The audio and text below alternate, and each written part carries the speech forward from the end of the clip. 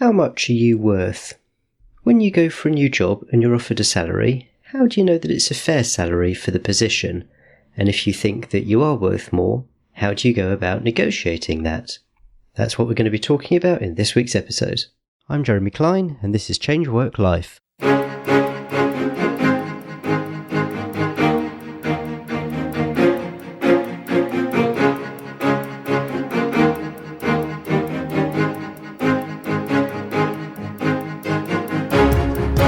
Hello and welcome to Change Work Life, the show where we're all about beating the Sunday evening blues and enjoying Mondays again. Negotiation is not something that comes naturally to many of us, especially if you don't do it day to day. So when an employer tells you what they want to pay you, you might think you just have to accept it. But do you have to accept it? Whether it's part of a new job offer or a pay rise in an existing role, can you negotiate? And if so, how? That's what we're covering today, and I'm delighted to welcome back to the podcast friend of the show, Margaret Buj. Margaret is a coach who specialises in helping professionals get hired, get promoted, and earn more. And I'll put links in the show notes to Margaret's previous episodes about acing your job applications and interviews. Margaret, welcome back to the podcast. Thank you so much for having me. For those who are new to the show, can you give us a quick reminder about what you do and who you help? Absolutely. As an interview coach, I've helped over 1,000 of job seekers to help get the jobs and promotions they wanted. I help people with their interview technique, CV tailoring, how to sell themselves, how to identify the unique selling points, and also with salary negotiation. And also as a recruiter, I've spent 16 years recruiting for global technology and e-commerce companies such as Microsoft, Avanade, VMware, Expedia. So I have experience of recruiting very internationally for a number of different positions and a lot of experience in salary negotiations in many different countries across Europe and also in the US. Brilliant. And if you want to hear more about Margaret's backstory, then do check out those previous episodes. So what is it about salary negotiation that people seem to find so difficult? Why is it such a taboo topic, something that just people find really hard? I think a lot of people find it stressful to ask for more money because they might be scared that the employer will perhaps withdraw the offer. And whether you've been offered a job or you're just looking for a pay rise, negotiating your salary could definitely be tricky. And a lot of people hesitate because they don't want to be seen ungrateful. They are happy to have a job in the first place. And I think a lot of people are also scared that if you try to counter a salary offer, that will lead to an offer being retracted. Or maybe you just hate negotiating altogether. And there is a book called Women Don't Ask. And so according to the author, Linda Babcock, only 7% of women negotiate their salary, while a staggering 57% of men do. So those who did ask saw a 7% increase in compensation. So I think that's just really a lesson that the answer is to almost always negotiate. And there are some situations where maybe you should not, but in general, I think the answer is to almost always negotiate, because once you get into the company, it will be difficult to negotiate a substantial increase. In the companies I've recruited for, you often just get that merit increase of 1 to 3% every year, unless you get promoted. But even then, that increase sometimes is no more than 10%. Obviously, different companies have different rules, but that's what I have seen in working for large US technology companies. So grateful for having a job is a good feeling to have, but you should not settle for less than what your results, experience, and skills are being paid for in the marketplace. The only times I would advise not to negotiate is when you've received exactly what you've asked, or when you knew what the salary was right from the start. So really, I would really advise anyone to negotiate. Be prepared to state a range and be ready to present your evidence why you are worth what you're asking for. High achievers don't wait to be offered a great salary. They just ask for it and present proof as to why it's warranted. Cool. Well, let's go into that a little bit more and focus first on people who are starting to think about their salary in the context of a new job rather than a pay rise in an existing job. So when is the right time in the interview and negotiation process to talk about salary and benefits? Ideally, you should wait until the recruiter or the employer asks you what your salary expectations are. If they don't, it actually could be an issue, because If an employer doesn't ask you for your salary expectations during the first call or the first meeting, it either means that they just really open, they have a they have a big budget and they can possibly offer whatever they need to offer for the best talent. But often that's just a sign of an unsophisticated employer. I have actually personally been in situations that was many years ago when I've not been asked about my salary expectations. I've gone to 2 or 3 interviews and then I found out that what they were looking to pay was actually less than what I was already earning. So that's just a complete waste of time. If you don't get asked about the salary during the first interview and maybe they invite you to the second interview, I actually think I would bring it up myself. I normally would not recommend bringing that up yourself first, waiting for the employer. But if that doesn't happen, you just don't want to waste your time interviewing, spending multiple hours interviewing just to then find out that they can't meet your salary expectations. So if no one has asked you about your salary expectations, I think after the first interview, when they invite you to the second one, I would just say something like, I realize we haven't discussed compensation. Just to let you know, I'm looking for roles, I'm looking for salary, you can mention a range or a specific number. Does that fit within your range? Because imagine if it doesn't, you're just wasting your time interviewing. So that's really interesting. So that means that, and we'll come on to it, the work to do to assess what you should be asking for is something really to do before the first interview. It's not something where you wait until a job offer. I personally would not wait till the job offer because I've seen that so many times. Not actually, I only had one experience like that, but I had friends who had gone through the whole interview process just to find out that the employer is looking to pay 15% less than what they're earning right now, or maybe maximum, what they're currently earning. So personally, I think it's a complete waste of time to go through the whole interview process without them asking you what your expectations are or what your current salary is. Is there ever a time when it's too soon? So let's say that you get a headhunter coming to you and maybe they're engaged for a particular role and they're just starting to sound you out and they ask you all sorts of questions about your history and background and they ask you what your current salary is rather than necessarily what your expectations are. They say, so what are you currently earning? That's a question which sometimes I've found is a little bit uncomfortable. Is that something perhaps to avoid at that stage, or is it better to be open even when you have got that? It's much better to be upfront, because if you're dealing with a headhunter, it's actually much better, right? Because you can ask them what the salary range for that position is. It could be a little bit tricky if you would ask a potential hiring manager or an internal recruiter. They might not be able to reveal that information, but with a headhunter, I think it completely makes sense to tell them what you're looking for because they will have that salary range in mind. And again, I have seen situations when people waste hours of interviewing just to find out that the salary doesn't fit what they are looking for. And of course, it depends on your personal situation. It might be that you are desperate for a job and, you would potentially even accept less. But what if you're a passive candidate? What if you're actually happy in your current position? Why would you waste 5 hours of interviews without finding if the position can match your expectations? Or at least it's roughly within the range. You're probably not going to know exactly what the salary range of the position is, but if you're talking to a headhunter, I would definitely tell them at least a range, at least give them an idea of what you're looking for before you start interviewing. So let's dig into that. How do you start to figure out what you're worth? Absolutely. So that's a very important question. How do you assess what you are worth? So the step one would be to do some research on salary standards because chances are that during the interview process, someone will ask about your salary expectations, and that moment could be quite daunting. So you want to come prepared. So before your first phone interview, do some research. Have a look at company reviews or salary reviews on websites such as Glassdoor, for example. Glassdoor obviously is very international. I would also maybe look at PayScale or salary.com and just look at comparable titles within a company. And then look at the cross-market salaries of people similarly situated in the industry. Some recruitment agencies publish salary surveys once per year. So, for example, let's say you are a digital marketing manager. You might just want to type into Google salary survey plus digital marketing manager plus, say, London or, whichever location you are in. You might be able to find some salary surveys as well. Another way to research salary is by asking friends or actually recruiters. So if you have a friend or a connection in a similar role to the one you're interviewing for, they can be a great asset when it comes to salary research. So you might start the conversation with, I am applying for roles such as, X and Y, and I noticed that you work in something similar.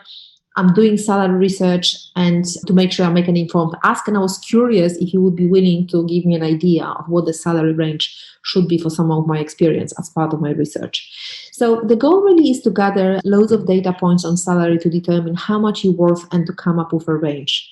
And also, you also want to evaluate how far you've moved the needle at your current role. So make a bulleted list of the things you've accomplished and compare those to your original job description. And how have you exceeded expectations? And if your results are tied to actual company revenue, have those hard numbers as well, because that will help in any kind of interview, internal or external. You want to show that you have a track record.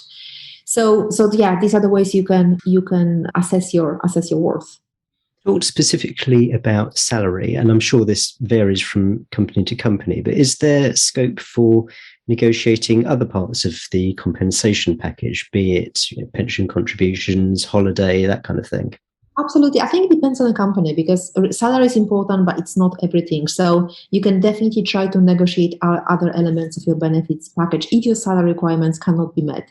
So you might want to negotiate things such as work flexibility. I mean, right now in COVID times, I think most of us have pretty flexible working arrangement, but that's still not the case for all the organizations. So you might want to arrange work flexibility, working from home 100% of the time, some kind of education incentives for learning, upskilling, certifications.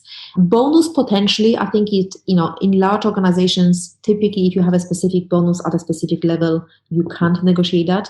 But I know it depends on the size of the company. I'm sure you can in some organizations. Potentially more vacation time, stock options, opportunity maybe to review salary after say 6 months and have it written into the contract. Or a salary increase after a set time as well. So absolutely, it's not just the salary. However, also if the younger you are in your career, the more I would actually encourage you to consider career growth opportunities over money, because early on, choosing the place that's going to teach you the most will give you the opportunity to learn some good skills, making you worth more in the future. I'd just like to come back to work flexibility. In a previous interview, which I'll put a link to it in the show notes, my guest and I talked about not necessarily working the traditional 5-day week. So maybe working a 4-day week or maybe working a 9-day fortnight. So a job might be advertised as being full-time, but maybe you're thinking, well, yes, but actually I'd quite like to do this in 4 days a week. And I think I could do it in 4 days a week. Is that something that you see people do? And how do you perhaps approach that kind of conversation? I don't see that happening that much, if I'm completely honest. I think it just really depends on what the position is, that the industry. Yes, I have seen people who negotiated a 4-day working day. If they've already, I think it helps if you have a proven track record of delivering or of working in a similar position and proven track record of success in a similar position. But obviously, it just really depends on what the actual position is, how many stakeholders you're dealing with. Is it a role where you actually mostly work in your own time with some occasional meetings, or is it a role when you're actually talking to people all day long, right? Because that will obviously affect whether that role could be done as a part-time position or not. I mean, if it's some kind of customer-facing position, it might not be possible to have that role in 3 to 4 days a week. So I just really think it depends on the role, on your level of seniority. Have you done this role successfully? I have seen people negotiate, say, a 4-day working week. But I have to say that's more likely to happen once you've already been working for the organization and once you've proven yourself. I'm sure it happens if you're an external candidate applying for a brand new position, but I think it happens less. I'm sure it happens, but I just think it happens less from what I've seen. Going back to salary, now obviously there are steps that you can take, which we've discussed about finding out what the market is, but what that particular employer pays might not necessarily reflect the market, and maybe there are reasons for that, maybe there aren't. So say you find somewhere that you really like the look of it, but for whatever reason they don't pay a market rate, but they have lots of other people already at a similar level to which they're recruiting for, and they might have concerns about, well, if they pay you 10% extra, 15% extra on what staff are already getting, that's going to cause problems. Is that something to be aware of? Is that a legitimate concern? Yeah, it's absolutely a legitimate concern, because while you will have, you will never have everyone at the same level doing the same role, having exactly the same salary, clearly, because it depends on, your specific skill set and what you were earning in your previous position, the level of the position. However, yes, if everyone in the companies say that everyone is earning between 70 and 85,000 as an example, doing a specific doing a role at a specific level within a company, I think it's highly unlikely they would pay someone 120. That would not be at the same level. So I have to say, I typically mention, like, if I'm speaking to a candidate as a recruiter and the candidate tells me that they're looking for, they mention the salary requirements, but I already know it's our maximum salary at that level or the role can pay them, I tell them immediately, so they can make an informed decision. Because I think it's a complete waste of time, potentially, for the candidate to go through the process just to find out that our maximum salary at a specific level is what they're currently earning. And sometimes people still are still interested because maybe they prefer the company, maybe the work flexibility is better. So people might still be interested in a role that pays exactly the same or even a little bit less. I have seen plenty of people take a bit of a pay cut for a role that they preferred. But yes, it's absolutely a legitimate concern. If you have most people earning a lot less than you, it's highly unlikely that, that might not be the right company for you if it's the role at that level. But I still think, you can always try negotiating, of course, but if the offer is way too low, that's just up to you, what's more important to you, the salary or the role itself? All of it is important, but everyone has slightly different priorities. And if you do receive an offer which does to you seem a little bit on the low side, and you think that this company can actually pay you more, and you think that it's a market rate to pay you more, how do you start that negotiation once you've had the offer? Absolutely. So you would use, I think you want to use some like firm and neutral language. For example, like, let me just think. So you can say, I have been offered, say, 70,000, and I would be more comfortable if we could settle on 76,000. I feel that the amount reflects the importance and expectations of the position for this specific company and my qualifications and experience as they relate to this particular position. Then you can mention maybe just a couple of like specific accomplishments or specific skills that you can bring. So, and just see what they say, because honestly, most of the time, I do think that you can negotiate. There will be some rare examples when you can't, but most of the time, I really think you can.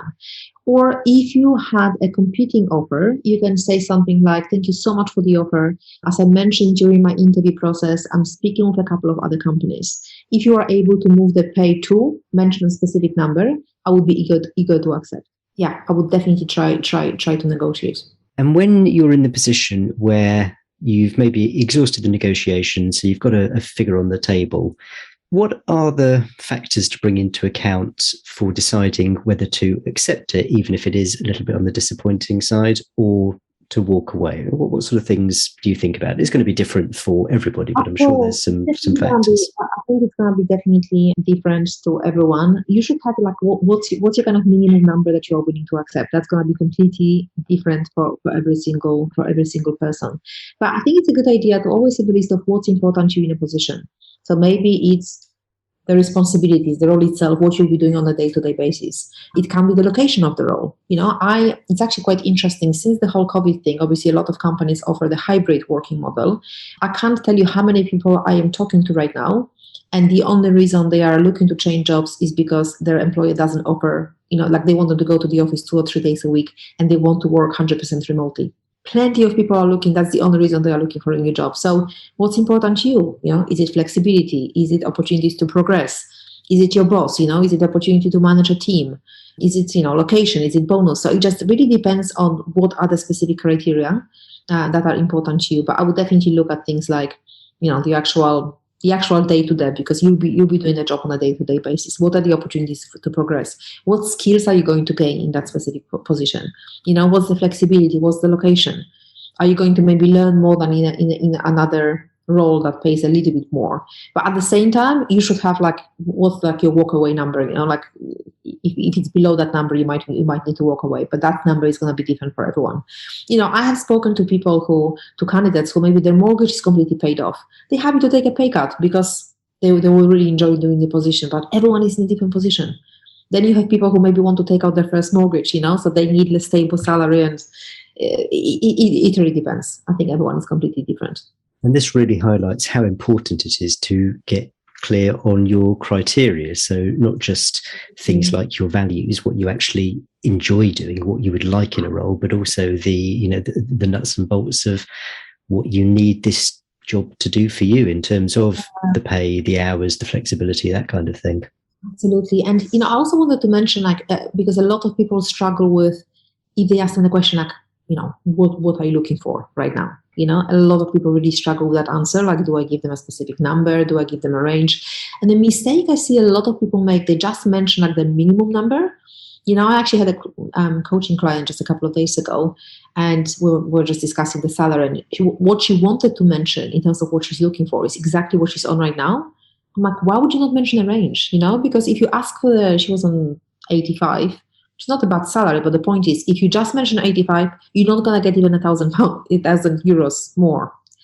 Why not ask for more? Why not mention a range? So there are different schools of thoughts. There was this research from one of the top business schools that it's better to mention a specific number because it shows that you have, done your research, and, maybe it's a specific number.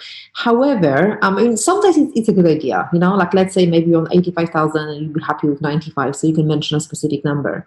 However, for most people, I think it's might be better to mention a range. So, for example, I am interviewing for the roles in the low 70s to high 70s salary range, and I am flexible based on the nature of the responsibilities for the position.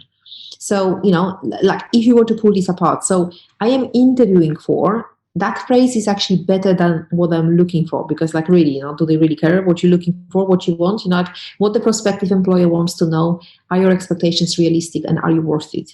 And if you say I am interviewing for, that implies that companies are calling you to interview for that role, so that your intrinsic worth is implied and reinforced. Now, if you're actually not interviewing at all, I wouldn't necessarily mention that. But, if you're actively looking, hopefully you are interviewing. And then giving a range, it just sends this message of flexibility in your candidacy, and also allows you to be flexible once you find out a little bit more about the position. Because no employer wants to make an offer that's disappointing to their new hire. So let's say if you said, I'm looking, low 70s, and offer at 72 is well within that scope. But if they wanted to offer you 79 by saying you're interviewing for roles in high 70s, they might offer you 79, whereas if you just mention, you say that, say 73 to 77, you will get maximum 77, causing you to lose 2,000. So that's why I think mentioning your range could be a better option. And you can also, I think, adding that you are flexible based on the nature of the responsibilities of the position. I think that's good as well, in case you misunderstood the demands of the role, or you were not fully informed about its duties. Because if you learn there is more responsibility involved, you can indicate that your initial salary requirement was for a less responsible role. Or maybe if it seems that the role is not as demanding as you thought, you can indicate that you would accept a lower range for a role without these senior responsibilities. So personally, I think I would mention a range.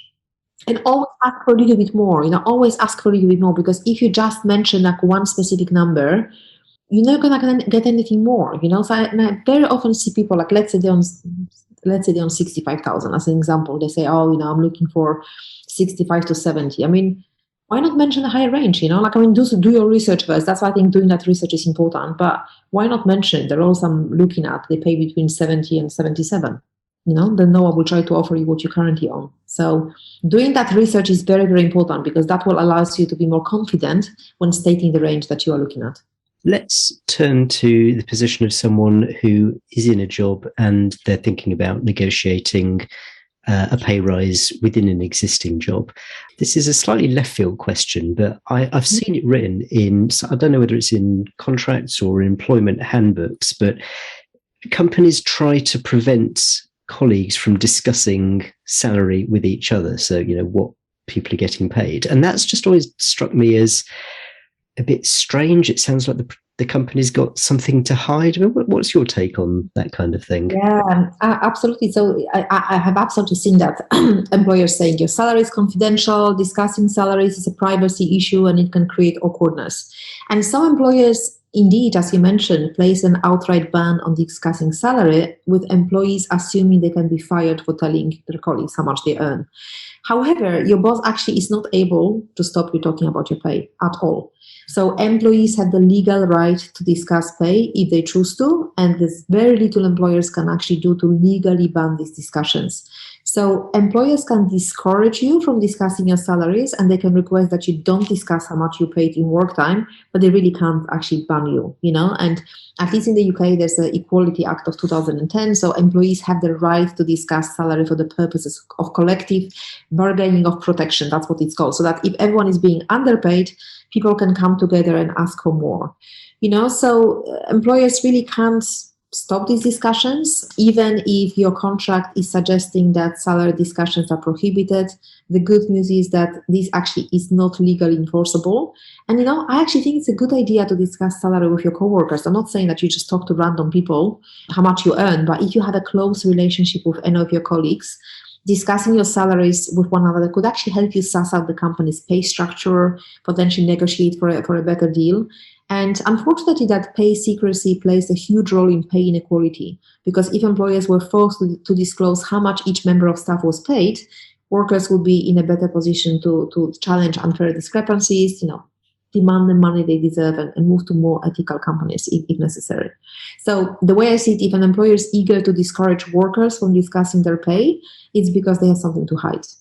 So that's really interesting. I'd never thought about it from that perspective, and also the positive benefits of discussing salary with colleagues. So you definitely can be fired for discussing your salary. Your employer has absolutely no right to fire you for discussing your salary with your colleagues. So many people will have some kind of an annual process, an annual appraisal process, an annual review process, and lumped into that might be the annual salary rises or that sort of thing. If that's the model, presumably it's around then that's the best time to start having these discussions rather than just doing it randomly 6 months in. Is that right? Absolutely. So in terms of asking for a pay raise in your current position, I would recommend that you are proactive and have that conversation months before the review is due to happen. So have an open and honest conversation with your manager a few months before. Let them know your desire for a greater compensation. If you wait until the day of the review, it's too late. And also, thoroughly assess your contributions. What have you done to deserve a higher wage? Because don't just assume that you should get a raise before you perform on the next level. No, you need to prove ahead of time that you are capable of more responsibility before anyone actually gives you a higher salary. So be reasonable when negotiating a salary by suggesting a number, and then back it up. So recap your latest and greatest project. And also you might want to present some research on what others in the industry are making and why you feel your work stacks up. So once you've done some research on what a reasonable raise would look like, ask your boss what he or she would like to see performance-wise to help you reach that mark. And then let them know that you're willing to work for it, because your salary is never a reflection of your need for more money, as much as we would like to, what we pay in rent or our loans or bills, that's not a concern of our manager. So we can't assume that we deserve a raise because we have bills to pay. So steer clear of making that personal. So it's also important that you work hard first and then negotiate salary later. So check, once you've had that conversation with your manager, so check regularly with your manager to see how you're doing. Be proactive by offering suggestions how you can actually take your position to the next level. Keep track of your own progress. I would really recommend to everyone to keep a Google Doc with just every time you receive positive feedback from a client or a colleague, add it there, because, if you've been in a role for 2, 3, 4, 5 years, you're not going to remember everything you've done. So it's a really good idea to keep track, because that's going to be super useful in those promotional meetings. So keep track of whatever you're doing. Take on more assignments, regularly ask your manager if there's anything more that you could be doing. So, just be proactive in general.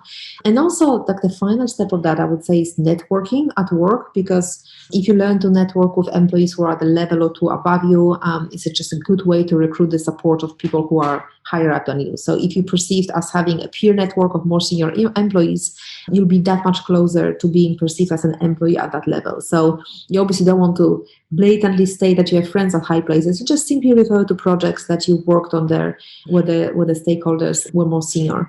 But, as a summary, prove yourself before you ask for a raise. because many times employees ask for a raise before they have proven their value to their firm. Volunteer perhaps for a project that's critical to the company's success and mission. Track your achievements, record your performance, that's very important. Also, obviously do your homework, check how much your profession. And a final thing is timing really can be everything. So ask at the right time, because the decision for issuing raises are completed often well before review time or fiscal year begins. So definitely ask, as I mentioned earlier, ask a quarter or two before the raises are given. Because bad times to ask for a raise is when poor financial information has been issued or when raises have been announced, because that's too late. So and definitely ask for that appointment to have a discussion in a prepared manner. Just don't leave it to on-the-fly discussion. As a practical tip, keeping this ongoing record of achievements, projects you've worked on, praise you've received, I think that's brilliant. I realised this when I'd been through a couple of appraisal cycles, and I was kind of looking back and I realised that I couldn't actually remember what I'd done over the past year. And so I used that as motivation to start writing it down, and it really has made all the difference. If I'm hearing you right, there's got to be a performance element when you're trying to negotiate a salary raise within an existing job. So even if your research indicates that the market rate is quite a bit higher than you're actually getting, it sounds to me that if you're looking to negotiate within an existing role, you're going to struggle just by saying, but the market would pay me more. You're going to have to show this performance. I think you need to be performing at least well, even if you're not exceeding whatever the performance standards are. You definitely need to be performing well. I think the only maybe exception here is if you are like massively underpaid for the position you are doing. In fact, I do remember one situation like that. That was at Expedia. We had, I can't remember actually what the title of this person was, but she joined the company when she was quite junior, and then she progressed within the company. However, that progression was obviously slower in terms of salary increases because she's been there for a long time. I think she's been there for 7 years. And it was actually quite really a massive difference between what she was earning and what the people that we were hiring at a senior level was earning. It was like 25,000 difference. If you really have proof that you're earning that much less, then I think you can bring it up even without proving what you've achieved. But most of the time you will not be that much underpaid, really, so that performance element is very important. And negotiating within an existing job, it's going to be a little bit different to a new job. So how do you start that initial conversation? Because you mentioned the fears that it's Sure. you're going to burn bridges. It might damage your relationship with your line manager or whoever. So what are some ways that you can start the conversation in a positive way that isn't then going to rebound and affect your relationship with your co-workers? Absolutely. So before the conversation, do some research, right? Firstly, on your target salary. So what's the specific raise amount you feel you've earned? So start with your market value and then adjust your market value for that specific situations. Think of your accomplishments. So what are the responsibilities you've taken on that were maybe unanticipated when your salary was last set? Because you want to identify accomplishment itself and the business value of the accomplishments wherever possible. So have you done something that saved time, made money, improved the process, improved the company's reputation? And also, have you received an awards or recognition that you got from colleagues or managers or clients? Because these can help your manager understand the value of your work, even if they've been focused on other things. Don't assume that your manager remembers everything you've done, because you don't even remember everything you've done. We were just discussing that. You often don't remember everything, right? So do your homework before asking a manager for a raise, because managers are typically very busy people, so the more work they need you to do to help out, the less likely they are to find the time to do it. So in terms of once you've had this information, you can say something like, I was hoping to arrange, something like, I know the salary review in 6 months, but I was hoping to discuss how I could get a higher salary, because then you can mention, I've taken out a lot of new responsibilities this year, and you can ask, is there some way to adjust my salary to reflect my current responsibilities? Based on the market research I've done, I was hoping for a raise too. And then you mention a target salary. So, and just see what the manager says. If they say, well, we can't pay that, then, obviously you can make up, see what they say, because, hopefully you'll be able to find out what is it that you need to do to get that specific salary. But, if there's absolutely no way, then obviously that you're gonna get that pay rise, then obviously you need to decide if you want to stay there, or not. But yeah, I think it's also important to set a goal and establish some kind of timeline, because hopefully your manager will be prepared to have a productive conversation about what's possible, and you might be able to get a larger raise straight away. But most likely the manager might say that, the budget has already been spent, you need to wait until there's budget available to increase your salary. So if that happens, if your manager suggests deferring your larger raise until later on, work with them to establish two specific things that you can collaborate on. So firstly, what do you need to earn, or what do you need to do to earn the raise that you have requested? If you're unable to get a larger raise because your manager feels that you haven't earned it yet, ask them specifically what you need to do to earn that raise you have asked for. And also a timeline.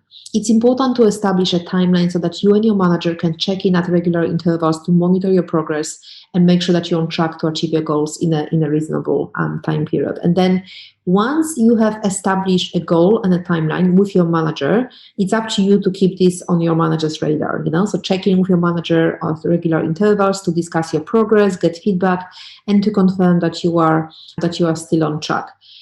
And also, you might, and I have seen that many times, you might run into some structural barriers that prevent you from getting a large raise at all. So this is sometimes the case at very large companies where they've established quite frankly rigid guidelines for raises and promotions. One of the large tech companies I've recruited for, they had a rule of a maximum 10% even when it's a promotional increase, and if you're on a high salary, that could be a good increase. But if you're on a lower salary, that's actually not that great, even if you're changing the position. So your manager should be able to help you understand whether you've run into a wall and how to get around it. But they often won't help until you ask. So that's obviously the first step.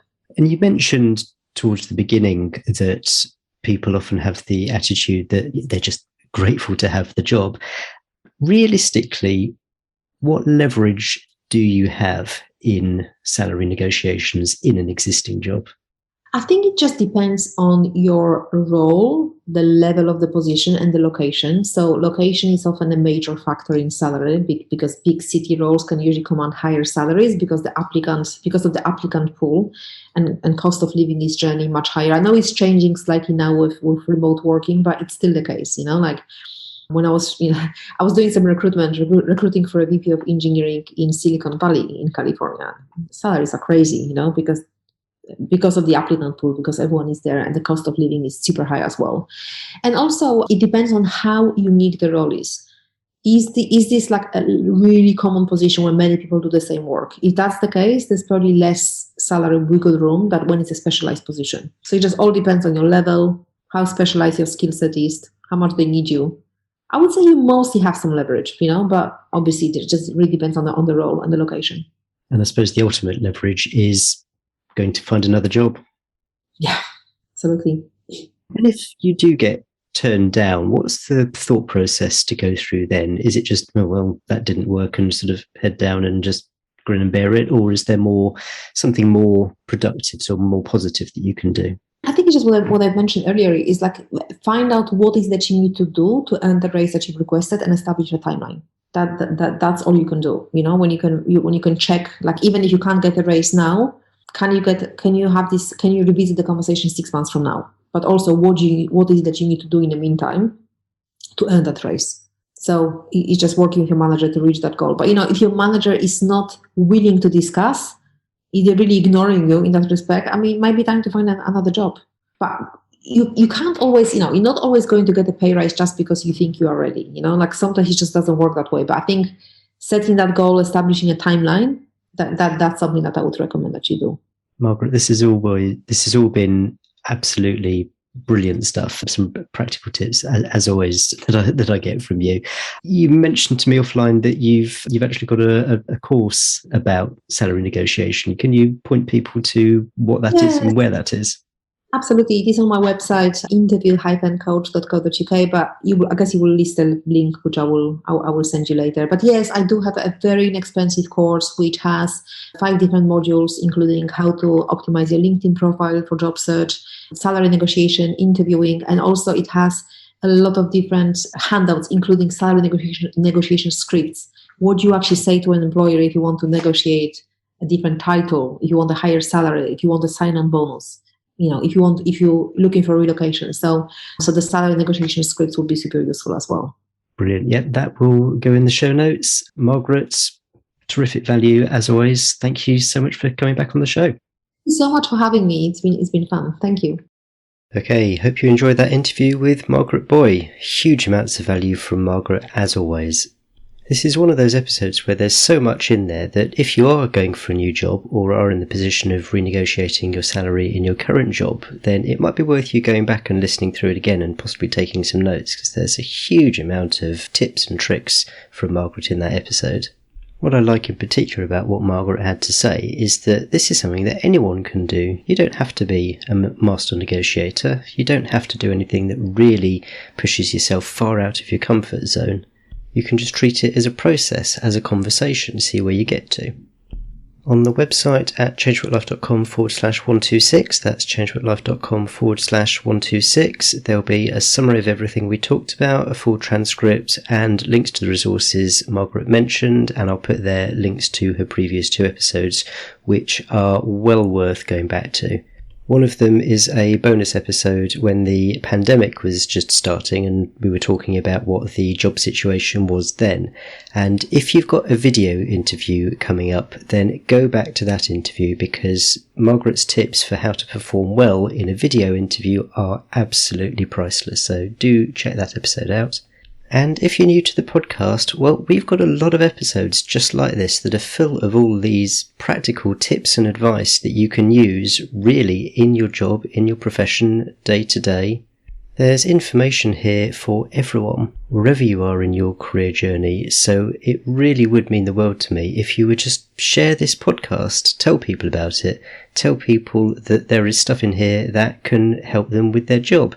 They don't necessarily need to be thinking specifically about changing career. Maybe they're contemplating whether they're in the right place, in which case we've got episodes about that. Maybe you know someone who's struggling with trying to get a promotion. Well, there's also episodes about that. If you know anyone who's having any kind of struggle or difficulty or challenge in their job, then there's very likely to be something in my previous set of podcast episodes which will help them out. So do please share the podcast. And if there are any topics which are missing or you can't find the answer you're looking for, then drop me a line, changeworklife.com/contact. That's changeworklife.com/contact, and let me know what you want to hear about. In 2 weeks' time, we've got another great interview, and this one is for you in particular. If you find that after, say, 5 years in a new job, you're kind of thinking that you want to change, and this is a regular pattern. About 5 years, you're thinking, maybe I should look at something else. If you're interested in what's going on here, is it something that's wrong with you? Have you just not found the right job, or is there something else going on? Then subscribe to the podcast if you haven't already. It's going to be a great episode, and I can't wait to see you then. Cheers. Bye.